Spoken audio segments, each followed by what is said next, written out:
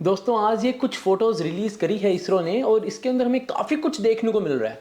अब सवाल ये आता है कि ये जो कुछ भी हमें दिख रहा है इसका पर्पस क्या है। जैसे कि अगर हम देखें और थोड़ा सा जूम कर कर अगर देखें तो ये हमें जो सामने दिख रहा है यहाँ पर देखो, कुछ यहाँ पे नोजल्स दिख रहे हैं, कुछ यहाँ पर नोजल्स दिख रहे हैं, हमें ग्रिड फिन दिख रही है, यहाँ पे हमें टेस्ट व्हीकल D1 लिखा हुआ दिख रहा है, यहाँ पर भी हमें कुछ चीजें दिख रही है। ये है क्या चीज, इसका रोल क्या, आज अपने जानते हैं। तो दोस्तों ये जो पार्ट है इसको कहते हैं लो एल्टीट्यूड एस्केप मोटर। यहां पर ये जो दिख रही है ये है हमारी हाई एल्टीट्यूड एस्केप मोटर। ये जो पार्ट हमें दिख रहा है इनको हम जेटिसनिंग मोटर कहते हैं। और यहां पर जो एक चीज हमें नहीं दिख रही है वो यहां पर होती है जिसको हम कहते हैं कंट्रोल मोटर्स। वो जो है ओरिएंटेशन को कंट्रोल करने के काम आती है। तो ये सारी मोटर्स हैं जो हम इसके अंदर यूज कर रहे हैं, जो हमें स्ट्रक्चर दिख रहा है इसके अंदर। तो यहाँ पर जो थोड़ा और हमें क्लियर होगा, ये हमारा जो लिक्विड स्टेज है विकास इंजन वाला L40 की जो स्टेज है वो दिख रही है। यहाँ पर थोड़ा क्लियर होगा, यहाँ पे देखो। तो ये हमारी जो है ये इनको हाई एल्टीट्यूड एस्केप मोटर्स कहते हैं। यहाँ पर जो ये दिख रही हैं ये यहाँ पे छुप गई है ये इससे प्लेटफॉर्म से, ये लो एल्टीट्यूड एस्केप मोटर्स हैं। और ये हमारे पास जो है ये जेटिसनिंग मोटर्स हैं। यहाँ पर और भी एक मोटर होती है जिसको हम कंट्रोल मोटर कहते हैं। कंट्रोल मतलब जो ओरिएंटेशन को कंट्रोल करती है, उन मोटर्स को कहते हैं। अब इनका रोल क्या है, व्हाट इज द रोल। तो देखो होता क्या ना दोस्तों, जब हम एक लॉन्च में जाते हैं तो लॉन्च के टाइम में काफ़ी प्रॉब्लम्स आ सकती हैं। जैसे कि मान लो कि लॉन्च व्हीकल खड़ा है और उसके अंदर कोई प्रॉब्लम आ गई, तो हमें तुरंत अपने क्रू मॉड्यूल को बाहर निकालना है बचा के। उसको हम कहते हैं पैड अबॉर्ट टेस्ट। उसके अंदर ये दोनों मोटर्स एक साथ फायर होती हैं, ये हाई एल्टीट्यूड और लो एल्टीट्यूड। यानी ये जो छोटे छोटे हमें दिख रहे हैं, फिर से इसको जूम करते हैं, ये जो छोटे छोटे दिख रहे हैं ये भी 4 हैं और यहाँ पे ये मोटर ये भी 4 हैं। सॉलिड मोटर्स होती हैं, सब सॉलिड मोटर्स होती हैं।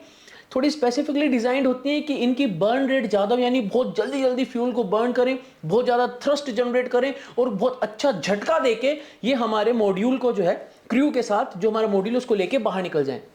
जो 21 तारीख को टेस्ट होने वाला है उसके अंदर इन दोनों का काफी बड़ा रोल रहेगा, क्योंकि जब मैं मोड बताने वाला हूं तो समझ में आएगा कि क्यों रोल रहेगा। तो अलग अलग मोड्स होते हैं टेस्टिंग के।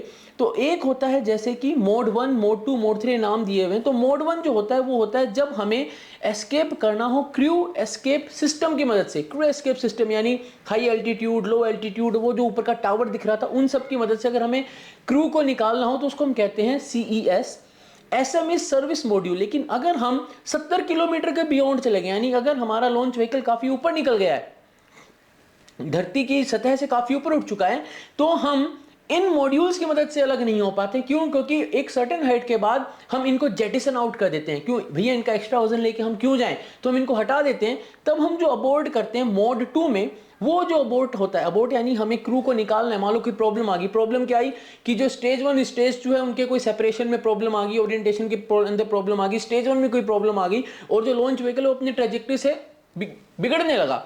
तो हम सर्विस मॉड्यूल की मदद से अबॉर्ट करते हैं सिस्टम को। यहाँ पे लिखा हुआ है लैंड, यानी वापस धरती पे आ जाएंगे। लेकिन एक और सिनेरियो है जिस सिनेरियो के अंदर हमारे को अबॉर्ट करना पड़ सकता है बहुत हायर रेंजेस में। यानी अब जब हम ऑलमोस्ट ऑर्बिट में जाने वाले और वहां पर यानी अपर स्टेजेस में प्रॉब्लम आ गई, तब क्या करेंगे। तो भी हम सर्विस मॉड्यूल की मदद से, 2 होते हैं, क्रू मॉड्यूल जिसके अंदर क्रू है, क्रू मॉड्यूल के पीछे एक सर्विस मॉड्यूल लगा हुआ होता है। सर्विस मॉड्यूल का काम है क्रू मॉड्यूल को प्रोपेल करना ऑर्बिट के अंदर। जब हम अपने लंबी दूरी पर जाने वाले हैं, ऑर्बिट में घूमने वाले हैं, लेकिन अगर प्रॉब्लम आए तो हमारा सर्विस मॉड्यूल जो है वो अबॉर्ट करने के भी हेल्प करता है। तो यहाँ देखो ये मोड 1 है, जो कि मान लीजिए मोड 1 ही हम ये अभी हम 21 तारीख को टेस्ट करने वाले हैं। उसके बाद इनकी भी टेस्टिंग होगी, मोड 2 और मोड 3 की भी टेस्टिंग होगी। मोड 2 की टेस्टिंग मतलब अगर हम 70 किलोमीटर के बियॉन्ड जा चुके हैं धरती की सतह से और फिर कोई प्रॉब्लम आती है, तो हम हमारे सर्विस मॉड्यूल की मदद से, जो लॉन्च व्हीकल है उससे हम अलग होंगे और फिर हम लैंड करेंगे। क्रू मॉड्यूल है जो आके पैराशूट्स की मदद से लैंड कर जाएगा धरती पे। लेकिन अगर प्रॉब्लम आती है जब हम एकदम ऑर्बिट के पास पहुंच गए हैं, यानी अर्थ से बहुत ऊपर निकल चुके हैं, ऑर्बिट के अंदर जाने वाले हैं, तब अगर कोई प्रॉब्लम आई और अबॉर्ट हमें करना पड़ा, तो हमारा जो सर्विस मॉड्यूल है वो अबॉर्ट कर जाएगा। यानी वो लॉन्च व्हीकल से उन पूरी स्टेजेस से एकदम अलग हो जाएगा और वो ऑर्बिट में चला जाएगा और फिर वापस प्लान करके हम री एंट्री कर लेंगे। अब जो हमारा ये मोड 1 है, इसमें भी अलग अलग टेस्ट होते हैं जिसको हम 1A 1B 1C कहते हैं। 1A यानी लिफ्ट ऑफ से लेके 3 किलोमीटर तक की रेंज में अगर हमें अबॉर्ट करना है तो हम उसको मोड 1A कहते हैं। अभी हम जो टेस्ट करने वाले हैं वो ये वाला है, 3 किलोमीटर से परे चले जाएंगे, हम चले जाएंगे तकरीबन 17 किलोमीटर की हाइट पे, और जो हमारी स्पीड होगी मैक नंबर 2 से कम होगी, ऑब्वियसली 1.2 होगी, यानी स्पीड ऑफ साउंड से 1.2 गुना टाइम्स हम स्पीड पे ट्रैवल कर रहे होंगे। उस केस में हमारी LEM, जो LEM यानी ये और HEM यानी ये दोनों फायर होंगे, ये ग्रिड फिन्स खुलेंगे, ये इस लॉन्च व्हीकल से हम यहाँ पर अलग हो जाएंगे, एकदम अलग सेपरेशन होगा, और फिर हम पैराशूट्स की मदद से लैंड कर जाएंगे। फिर एक टेस्ट और होगा इसी मोड में जहां पर हमारा मैक नंबर 2 से ज्यादा होगा। अब ये कब होगा? जब S200 सेपरेशन प्लस 5 सेकेंड, यानी जो हमारा GSLV Mark 3 उसके अंदर जो 2 सॉलिड बूस्टर्स लगे हुए जिनको हम S200 कहते हैं, उनका सेपरेशन हो चुका है, और उसके भी 5 सेकंड बाद अगर कोई प्रॉब्लम आती है तब हमें अगर अबॉर्ट करके देखना है, तब हम कैसे अबॉर्ट करेंगे? तो उसके अंदर जो होता है वो अबॉर्ट जो है वो हमारा होता है, A स्टैंड फॉर एसेंट, यानी हम ऊपर जा रहे हैं, CES is crew escape system, तो क्रू एस्केप सिस्टम अबॉर्ट करवाएगा। ये सब मोड 1 के अंदर आते हैं, यानी मोड 1 मतलब हम क्रू एस्केप सिस्टम की मदद से ही ये टेस्ट करेंगे। तो ये सारा प्लान है जो आगे आने वाले समय में गगनयान मिशन में होने वाला है, और आई होप कि ये जो इमेजेस हैं इसमें समझ में आएगा। जैसे एक क्वेश्चन बच्चे ने पूछा हुआ था कि क्रू मॉड्यूल इतना चौड़ा क्यों है और जो लॉन्च व्हीकल है वो इतना पतला क्यों है? तो ये देखो दोस्तों, ये बहुत चौड़ा पतले का कोई रोल नहीं है। यहाँ पर क्रू मॉड्यूल जो है वो उसकी एक्चुअल डायमेंशन में है, लेकिन ये जो लॉन्च व्हीकल है ये एक्चुअल लॉन्च व्हीकल नहीं है। ये सिंगल स्टेज लिक्विड इंजन से L40 स्टेज जो होती है, बूस्टर स्टेज GSLV Mark 2 की, उसको यूज कर ये टेस्ट व्हीकल बनाया गया है। क्योंकि हम इसके लिए पूरे GSLV Mark 3 को तो नहीं उड़ाएंगे, क्योंकि इसके अंदर उसको फेल होना है, तो हम पूरे लॉन्च व्हीकल को थोड़ी ना फेल करेंगे, इतने भारी भरकम लॉन्च व्हीकल को। तो क्या ना, कॉस्ट कटिंग भी हो जाती है और हमारा टेस्ट भी हो जाएगा, क्योंकि हमें 17 किलोमीटर जाना है, 17 किलोमीटर तक ही जाना है, इसलिए क्योंकि ये अलग हो जाना है। इसके अंदर हम एनोमली क्रिएट करेंगे, इसके अंदर फेलियर का सिनेरियो क्रिएट करेंगे जिसमें लॉन्च व्हीकल अपनी ट्रेजेक्ट्री से बिगड़ेगा, इसके अंदर कोई ना कोई गड़बड़ आएगी।